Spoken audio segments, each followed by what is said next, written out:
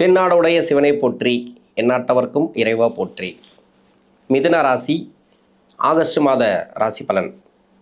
இந்த ஆகஸ்ட் மாதத்தில் மிதுன ராசிக்காரர்களுக்கு ராசியில் அமரக்கூடிய செவ்வாய், ராசிக்கு 4ஆம் இடத்துல சுக்கிரன், இன்னொன்று சனி பார்வை செவ்வாயோட பார்வையும் இருக்குது சுக்கிரனுக்கு, நீசம் பெறக்கூடிய சுக்கிரனுக்கு. மற்ற கோச்சார கிரகங்கள் மாறிட்டே இருக்கும். சூரியன் 15 டேட்டுக்கு பிறகு ஆட்சி வீட்டுக்கு போயிடுறார். இது எல்லாமே உங்களுக்கு நல்லா தான் இருக்குது. இந்த மாதத்தில் மிதுனத்துக்கு கொஞ்ச காலமாக வேலை ரீதியாக ஒரு சிக்கல் இருக்குது. வேலை உயர் பதவி கிடைக்காம ஒரு சில பேர், வேலை கிடச்சி அந்த வேலையில் அங்கீகாரம் இல்லாமல் ஒரு சில பேர், திருமண வாழ்க்கையில் ஒரு சில பேருக்கு நெருக்கடி கொடுத்துருக்கு. சமீப காலமாக கடன் பிரச்சனை, இதுக்கு எல்லாத்துக்குமே காரணம் உங்களுக்கு நடக்கக்கூடிய தசைகள். உங்கள் சுய ஜாதகத்தில் உங்கள் வயசுக்கு என்ன தசை நடக்குதோ அதுக்கேற்ற மாதிரி பலன்களை கொடுக்கும் ஒவ்வொரு கிரக தசைகளும். இதில் 3 நட்சத்திரங்கள், மிருகசீரிட நட்சத்திரம், திருவாதிரை நட்சத்திரம், புனர்பூச நட்சத்திரம், இந்த 3 நட்சத்திரங்களுக்கும் வயது ரீதியாக இந்த மாதத்தில் எப்படி இருக்கும் அப்படின்னா, முதல்ல குரு தசை நடக்கிறவங்க, இப்போ மிருகசீரிட நட்சத்திரக்காரர்களுக்கு 20 வயசுலேருந்து 36 வயசு வரைக்கும் குரு தசை அப்படிங்கிறது வரும். திருவாதிரைக்கு 4 வயசுலேயே ஆரம்பிச்சிடும். 4ஆம் பாதத்தில் இருக்கிறவங்களுக்கு 4 வயசுலேருந்து 32 வயசு வரைக்கும், முதல் பாதத்தில் இருக்கிறவங்களுக்கு 32 வயசுக்குள்ளே, 4 வயசுலேருந்து 32 வயசுக்குள்ளே இந்த குரு தசை அப்படிங்கிறது வரும். புனர்பூசத்துக்கு பிறப்பு தசா புத்தி இருப்பு எவ்வளோ அது வரைக்கும் குரு தசை இருக்கும். இப்போ குழந்தை பருவத்தில் இருக்கிறவங்களுக்கு பரவாயில்ல, 15 வயசுக்குள்ளே இருக்கிறவங்களுக்கு சிறப்பு. மிதுன ராசிக்கு நல்லாவே இருக்கும். இந்த 15 வயசுக்கு மேலே 20-22 வயசுக்குள்ளே இருக்கிறவங்களுக்கு இப்போ குரு தசை நடக்குது. இப்போ என்னென்னா, இந்த காலகட்டம் அப்படிங்கிறது எப்படி இருக்கும், படிப்பில் நல்லாவே இருக்கும். ஆனால் இந்த குரு அப்படிங்கிறது 7ஆம் அதிபதினு சொல்லக்கூடியவர், 10ஆம் அதிபதினு சொல்லக்கூடியவர். குரு நன்மை செய்யாது இந்த ராசிக்கு, இல்லைன்னு சொல்லலை. இளம் வயதில் வரக்கூடிய குரு தசை அவ்வளோ கெடுக்காது. படிப்பு ரீதியாக நிறைய பேருக்கு மந்த நிலையை கொடுத்துருக்கலாம், அது மாறும், இப்போதைக்கு மாறும். படிப்பில் அதிகப்படியாக முயற்சி பண்ணுங்கள். நீங்கள் நிறைய அரியர்லாம் வச்சுருக்கலாம், இல்லை படிப்பு ஒரு சில பேருக்கு மந்த நிலையை கொடுத்துருக்கலாம், சமீப காலமாக மந்த நிலையை கொடுத்துருக்கலாம். 10ஆம் இடத்துக்கு சனி வந்ததுலேருந்து, ஏன்னா வக்கரமாயிட்டார். இப்போது இந்த மாதத்தில் நல்லா தான் இருக்கும், இல்லைன்னு சொல்லலை. அவர் 8ஆம் அதிபதி தான், வக்கரத்தில் இருக்கிற போது உங்களுக்கு நல்லா இருக்கும். மன அழுத்தம் நீங்கும், படிப்பு ரீதியாக இருக்கக்கூடிய மன அழுத்தம் நீங்கும், நீங்கள் எடுக்கக்கூடிய முயற்சிகள் நல்லாயிருக்கும். படிப்பெல்லாம் முடிச்சுட்டு வேலை தேடுறீங்கன்னு வச்சுக்கலாம், அந்த வேலை வாய்ப்பு இப்போ சிறப்பாக இருக்கும். திடீர் வேலை வாய்ப்பு, ரொம்ப நாளாக முயற்சி பண்ணிகிட்டே வருவீங்க, வேலை கிடைக்கல அப்படின்ற மாதிரி ஒரு சூழ்நிலையெல்லாம் கொடுத்துருக்கோம், மன அழுத்தத்தை கொடுத்துருக்கலாம். இது எல்லாமே டக்குன்னு ஒரு வேலை கிடைக்கும், நல்ல ஒரு வேலை கிடைக்கும் இந்த மாதத்தில். ஏன்னா சுக்கிரன் நீசம் ஆகிறாரு அப்படின்றதெல்லாம் பார்க்கக்கூடாது. 5ஆம் அதிபதினு சொல்லக்கூடிய சுக்கிரன் பூர்வ புண்ணியஸ்தானாதிபதி. செவ்வாய் 6 குடைய கிரகம், 11ஆம் அதிபதினு சொல்லக்கூடிய ஜென்ம ராசியில் உட்காருது, கொஞ்சம் உஷ்ணத்தை கொடுக்கும். அது எப்படின்னாக்கா, திடீர்னு கோவம் வரும், திடீர்னு பார்த்தீங்கன்னாக்கா என்ன பேசுகிறாங்கன்னே தெரியாது. அது மாதிரி வார்த்தைகள் மட்டும் கொஞ்சம் கவனமாக இருந்துட்டிங்கனாக்கா, இந்த ஜென்ம ராசியில் இருக்கக்கூடிய செவ்வாய் உங்களுக்கு பெருசாக கெடுபலன்களை கொடுக்காது. நண்பர்கள்கிட்ட ரொம்ப கவனமாக இருக்கணும். கவனமாக அப்படின்னாக்கா பேச்சுவார்த்தையில் தான். நீங்கள் ஒன்று பேச அவங்க ஒன்று நினைப்பாங்க, நட்பு வட்டாரத்தில். அது மாதிரி இதில் தொழிலில் இருக்கிறவங்க, பார்ட்னர்ஷிப் வழியில் இருக்கிறவங்களுக்கு கொஞ்சம் கவனத்தை எடுத்துக்கணும். அது வார்த்தைகளில் கவனம் தேவை. புதிய பார்ட்னரெல்லாம் வருவாங்க, அதை நல்ல பார்ட்னராக அப்படிங்கிறது தேர்ந்தெடுங்க. ஏன்னா பார்ட்னர்ஷிப்புக்காக வெயிட் பண்ணிங்கன்னா அவங்களுக்கு மட்டும்தான் அது. நார்மலாக ஒரு தொழில் போயிட்டுருக்கு, அந்த தொழிலில் கொஞ்சம் சிக்கலை கொடுக்குது அப்படின்னாக்கா இந்த மாதத்தில் கொஞ்சம் சரியாகும். இதுக்கு முன்னாடி அந்த சிக்கல்லாம் இருக்கும், அந்த மாதத்தில் சரியாகும்.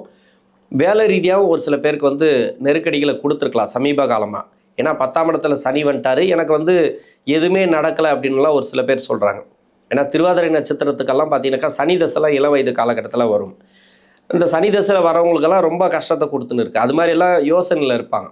ஏன்னா மிதுனத்துக்கு நல்லா இருக்குன்னு சொல்கிறாங்க, ஆனால் நமக்கு நல்லாவே இல்லை, நிறைய கஷ்டப்பட்டுன்னு வரேன் அப்படின்ற மாதிரிலாம் ஒரு சில பேருக்கு நிறைய மன அழுத்தத்தை கொடுத்துருக்கு. என்ன நடக்குதுன்னே புரியாமல் இருக்காங்க. ஏன்னா குரு தசை இப்போ இளம் வயது காலகட்டத்தில் வர்றது நல்லது, இப்போ படிக்கிற காலகட்டத்தில் போயிடுறது நல்லது, நல்லாவே இருக்கும் அப்படின்னு எடுத்துக்கலாம். இப்போ வேலை தேடக்கூடிய இடத்துல இருந்தீங்கன்னா 22 to 32 சொல்லியிருக்கு இல்லையா, குரு தசையில் வேலை கிடைக்கும். வேலையில் நல்ல ஒரு வேலையில் இருக்கிறீங்க அப்படின்னாக்கா உயர் பதவி அது மாதிரிலாம் கிடைக்கலாம் வாய்ப்பு இருக்குது. இன்னொன்று கவர்மெண்ட்டுக்காக முயற்சி பண்ணுறீங்களா, அப்போ சக்ஸஸ் ஆகும். அதாவது கவர்மெண்ட் எக்ஸாமு அப்படி இல்லைனாக்கா கவர்மெண்ட் வேலைக்காக முயற்சி பண்ணுறது, கவர்மெண்ட்டுக்காக இப்போ நீங்கள் வெயிட் பண்ணுறீங்கன்னு வச்சிங்களேன், எக்ஸாமெல்லாம் எழுதிட்டு வெயிட் பண்ணுறீங்கன்னா இது எல்லாமே இப்போ பாசிட்டிவாக நடக்கும் இந்த டைமுங்கிறது. எனக்கு தெரிஞ்சு கோச்சார ரீதியாக உங்களுக்கு பெரிய பாதிப்புகள் இல்லை. ஜென்ம ராசிக்கு வரக்கூடிய செவ்வாய் மட்டுமே கொஞ்சம் டிஸ்டர்ப் பண்ணும், அவ்வளோதான். கொஞ்சம் அலக்கழிக்கும். எப்படின்னாக்கா ஒரு வேலையை எடுத்தாக்கா அன்றைக்கே முடியும் அப்படின்னு சொல்ல முடியாது, 2 நாள் கழித்து முடியலாம். இன்றைக்கி பிளான் பண்ணிங்கனாக்கா நாளைக்கு இல்லை நாளான்னைக்கு முடியும். அது மாதிரி ஒரு சிலது இழுபறியாகவே போயிட்டே இருக்கும். அது சுய ஜாதகத்தில் தசாபுத்தி சரியாக இருந்தால் சிறப்பு. திருமணத்துக்காக முயற்சி பண்ணுறீங்க அப்படின்னாக்கா சக்ஸஸ் ஆகும். இந்த மாதம் உங்களுக்கு சிறப்பு அப்படின்னு எடுத்துக்கலாம். செவ்வாய் ஜென்மராசியில் இருந்தால் கூட உங்களுக்கு பெரிய பாதிப்புகளை கொடுக்காது. சுக்கிரன் நீசமானால் கூட பெரிய பாதிப்புகளை கொடுக்காது. ஒரு சில பேருக்கு திருமண ரீதியாக முயற்சி பண்ணிகிட்டே இருப்பாங்க. இப்போ குரு தசை நான் சொல்லிட்டு இருக்கேன். ஒரு சில பேர் சனி தசையிலே இருக்கலாம். அதாவது திருமணத்துக்காக முயற்சி பண்ணுறவங்க அவங்களுக்கெல்லாம் நிறைய தடையை கொடுக்குது அப்படின்னாக்கா உங்கள் சுய ஜாதகம் ஒரு சிலது தடுக்குதுன்னு அர்த்தம். அதாவது தடுத்துகிட்டே இருக்கும், ஒரு நல்ல வரனுக்காக தடுத்துகிட்டே இருக்கும். நீங்கள் என்ன பண்ணுவீங்கனாக்கா வீட்டில் இருக்கிறவங்க அப்பா அம்மா நிறைய முயற்சி பண்ணிகிட்டே வருவாங்க, நிறைய வரன் வரும், அந்த வரன் தள்ளி போயிட்டே இருக்கும். இதனால் நிறைய மன அழுத்தத்துக்குள்ளே ஆளாவாங்க. அது மாதிரி ஆகக்கூடாது. பொறுமையாக நிதானமாக முயற்சி பண்ணணும். ஏன்னா உங்களை ஓட விட்டுட்டு தான் வேடிக்கை பார்க்கும். அது மாதிரி இருக்க அந்த சனி அப்படி தான் பண்ணும். சனி தசையில் இருந்தாலும் சரி, அந்த குரு தசை பின்னாடி அந்த 6 வருஷத்தில் இருந்தாலும் சரி. ஏன்னா பின்னாடி இருக்கக்கூடிய 6 வருஷம் குரு தசையில் இருக்கிறவங்களுக்கு நன்மை அந்த அளவுக்கு செய்யாது. அப்போ திருமணத்துக்காக முயற்சி பண்ணிங்கன்னா தடையை கொடுக்கும். ஆனால் நல்ல வரன் கிடைக்கும், நல்ல ஒரு வாழ்க்கை அமையும். அதில் மாற்று கருத்து கிடையாது. எப்படின்னா அது தடையை கொடுத்துட்டே இருக்கும். தடையை கொடுத்து இல்லைனா சோதனை பண்ணி நீங்கள் எப்படி என்ன முயற்சி பண்ணுறீங்க அப்படின்ற மாதிரி பார்த்து அதுக்கப்புறம் தான் அது சக்ஸஸாக கொடுக்கும். இது திருமண வாழ்க்கையில். இன்னொன்று, திருமண வாழ்க்கைக்குள்ளே இருக்கிறவங்களுக்கு ஒரு சிலருக்கு வாக்குவாதங்கள் வரலாம். ஏன்னா சுக்கிரன் நீச வீட்டில் இருக்கிறதுனால வாக்குவாதங்கள் வரலாம். கணவன் மனைக்குள்ளே கொஞ்சம் தாழ்ந்து போகிறது நல்லது. இந்த காலகட்டங்களில் பெரிய வாக்குவாதங்களே வேண்டாம். வீட்டில் எல்லாரும் சண்டை வரும், எல்லாமே சகஜம்தான். சொந்த பந்தங்களை கொஞ்சம் வார்த்தைகளை விடுறத கொஞ்சம் கவனம் தேவை. சனி தசை, இது சனி தசைன்னாக்கா மிருகசீரிடத்துக்கு 36 to 55, திருவாதிரைக்கு 20 வயசுலேருந்து 51 வயசு வரைக்கும், புனர்பூசத்துக்கு 5 வயசுலேயே ஆரம்பிக்கும். கிட்டத்தட்ட பார்த்தீங்கன்னாக்கா 34 வயசு வரைக்கும் கூட இந்த சனி தசை அப்படிங்கிறது வரலாம். நான் படிக்கிற காலகட்டம் எப்படி இருக்குன்னு சொல்லிட்டேன், திருமணத்துக்கு உண்டான காலகட்டமும் எப்படி இருக்குன்னு சொல்லிட்டேன். இந்த சனி தசையில் பொதுவாகவே பார்த்தீங்கன்னாக்கா வேலையில் நிறைய பேருக்கு சிக்கலை கொடுத்துருக்கு. ஏன்னா மிதுனத்துக்கு 8 குடை கிரகம் 9ஆம் அதிபதி பாகிஸ்தானாதிபதி இல்லைன்னு சொல்லலை. ஆனால் 8ஆம் அதிபதியோட வேலையை கன்ஃபார்மாக செய்வார். இப்போ 10ஆம் இடத்துல இருக்கிறார் இல்லைன்னு சொல்லலை, இப்போ வக்கரமாகிறாரு. இதெல்லாம் நல்ல மாற்றம் தான். உங்களுக்கு பெரிய கஷ்டங்களை கொடுக்காது. வேலை ரீதியாக யாராருக்கெல்லாம் சிக்கல் இருக்கோ அந்த சிக்கல்கள் இப்போ மாறும்.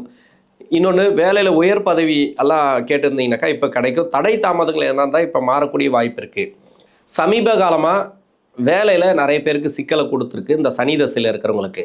ஏன்னா இப்போ வெளிநாட்டில் இருக்கிறீங்க, அங்கே வேலை பிரச்சனையாக இருக்குது. இங்கே வரலாமா, இல்லை நமக்கு வேலை இவ்வளோதானா, நமக்கு தலையெழுத்தே இவ்வளோதானா அப்படின்ற மாதிரியெல்லாம் இந்த சனி தசை நினைக்க வச்சுருக்கு. ஒன்றுமே கிடையாது, பயப்படவே தேவையில்லை. இது இப்படி தான் இருக்கும். ஏன்னா சனி வக்கரமாகிறார், யோகாதிபதினு சொல்லக்கூடிய சனி வக்கரமாகிறார். ராசிக்கு 8 கூடிய கிரகம் வரும். இத்தனைக்கும் இது மாதிரி 8ஆம் அதிபதி வக்கரமாகும்போது வேலை இருக்குமா போகுமா? ஆனால் வேலை இருக்கும், உங்களுக்கு கன்ஃபார்மாக வேலை இருக்கும். 60-65 வயசு வரைக்கும் ஒரு சில பேருக்கு வேலை இருக்கலாம். இன்னொன்று, வேலையை கொடுக்கக்கூடிய கிரகம் உங்கள் சுய ஜாதகத்தில் ஸ்ட்ராங்காக இருக்கலாம்.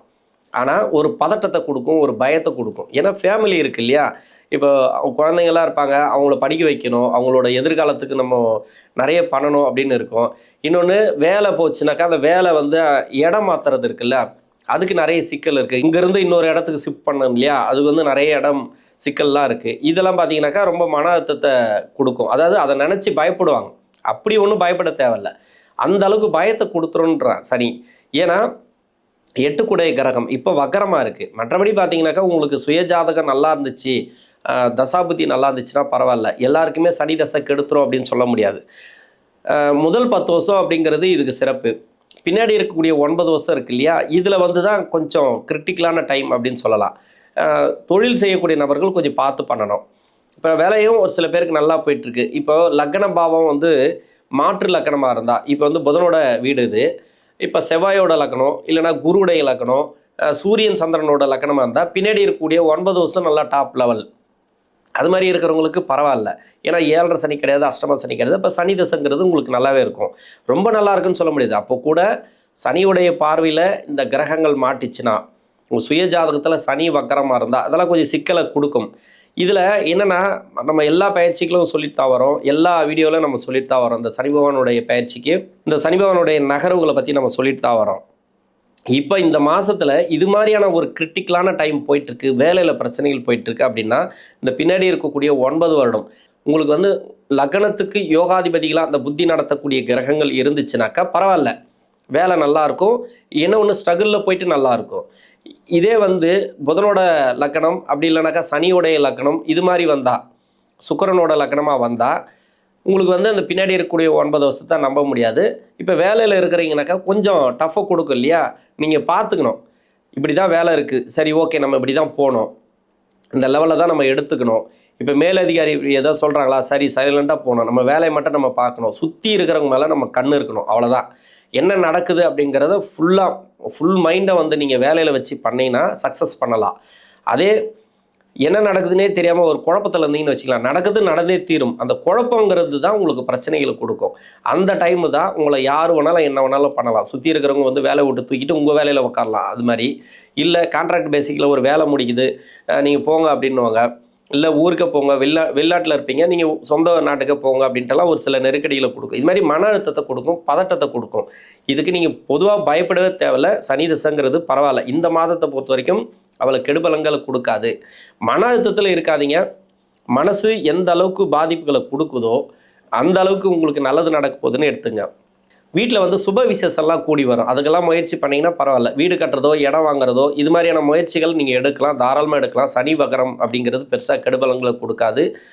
ஜென்மராசியில் இருக்கக்கூடிய செவ்வாய் உங்களுக்கு சிறப்பு சூப்பராக இருக்கும், அதை பற்றி நீங்கள் கவலையப்படத்தலை. ஏன்னா இந்த காலகட்டம் அப்படிங்கிறது வீடு கட்டுறதோ இது சம்மந்தமாக மண்மனை சம்மந்தப்பட்டதில், இன்னொன்று வந்து மங்கள காரியம், அதாவது வீட்டில் வந்து சுப விசேஷத்துக்காக முயற்சி பண்ணுறது, இதெல்லாம் வந்து நீங்கள் கையில் எடுத்தீங்கன்னாக்கா ஏற்கனவே முயற்சி பண்ணிட்டு இருந்தால் இப்போ சக்ஸஸ் ஆகும். இதெல்லாம் மிதுனத்துக்கு ஒரு நல்ல டைம் அப்படின்னு சொல்லலாம்.